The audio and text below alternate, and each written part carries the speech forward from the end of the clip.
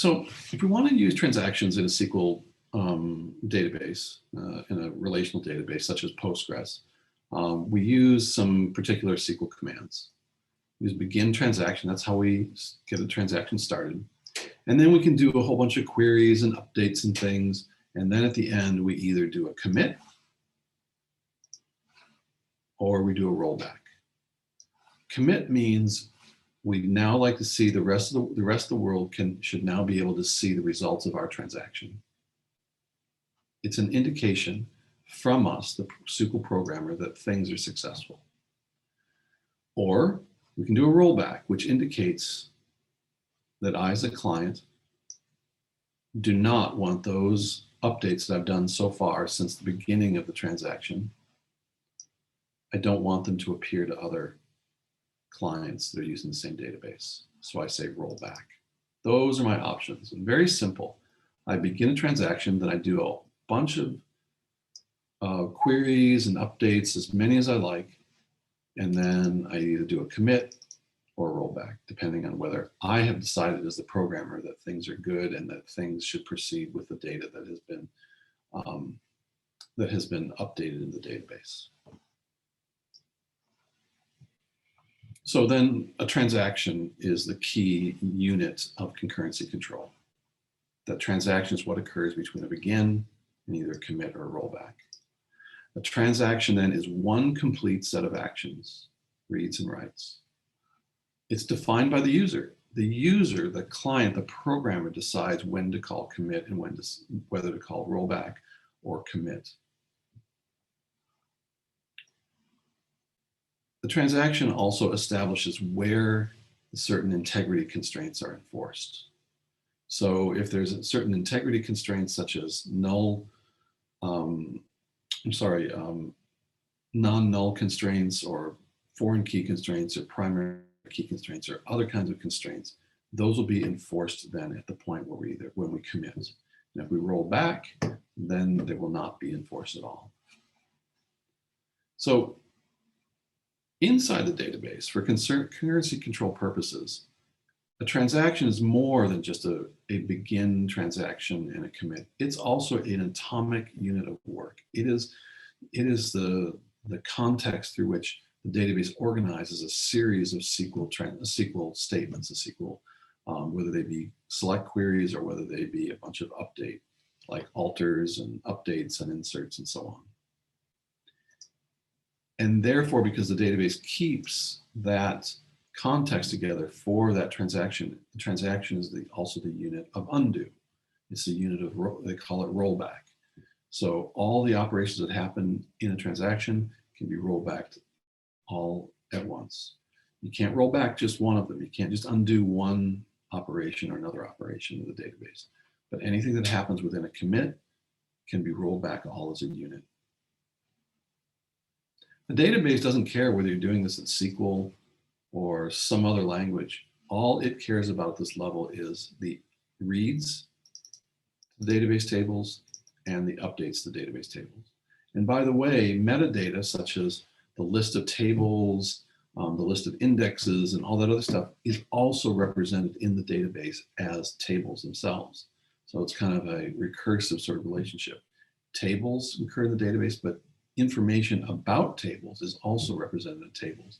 And that allows you to do metadata operations, things like creating tables. That's also can be included in a transaction because the database really only cares about reads and writes to database tables. The database then views a transaction as a sequence of reads and writes plus either commit or rollback at the end. All right. So if we're going to support transactions, then a database typically supports what we call ACID properties of transactions. ACID is a mnemonic, is an acronym that means atomicity, consistency, isolation, and durability. This is one of the key features of a relational database system. Atomicity means that a transaction either happens in its entirety or not at all. that means that when you start a transaction, you can do a bunch of operations, selects and updates and inserts and create tables and all that. But when you do a commit, or then it will appear to the database server that all of that will happen, or none of it happens. There's no middle ground. If the database server crashes in the middle of it, it's up to the database server to make sure that nobody sees partial results. You either see all of the transaction or none of it. That's what we call atomicity, A.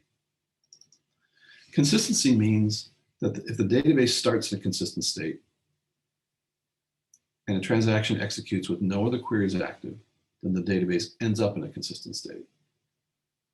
Okay, what this really means is that the programmer has the facilities with the transactions to make sure that any kind of consistent operation they want to do, any kind of operation involving reads and writes, they can create their own rules as to what is consistent, and they can use the transaction to enforce that.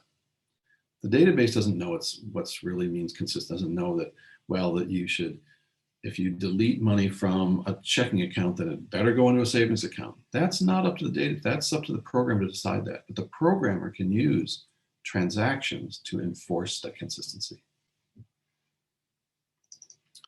And there's isolation, the I in ACID. Isolation means that a single transaction isn't affected by other transactions, at least not any transactions that are occurring at the same time. A transaction is isolated from other transactions. If a transaction is executed, it feels as though the transaction is executed by itself. Now, as we saw earlier, it's possible for operations to happen concurrently, but it is up to the database and database implementation to make sure that the rules of concurrency, the rules of isolation are kept so that the transactions are not messed up by what's happening, by partial information and partial updates that are happened by other transactions that occur at the same time. Transactions do not see partial updates. That's a key feature of a relational database system, and it's what they call isolation. And then finally, something we're going to talk about in the next topic is durability. I won't talk about it too much today, but durability means that if you commit the data, then that data is stored, and its changes to the database state persistent. You're not going to get lost. That means if you make an update to a database, it's durable. It will be there the next time you read the data. Even if the database crashes, even if the disk crashes, all that. The database maintains that if it allows you a transaction to finish with a commit, then that data is stored and it will be readable in the future. Talk about recovery and durability next week, next topic a little bit more. Okay. So the way the database does this is through locking. And I think I'm going to stop there and we'll start up a new video to talk about locking.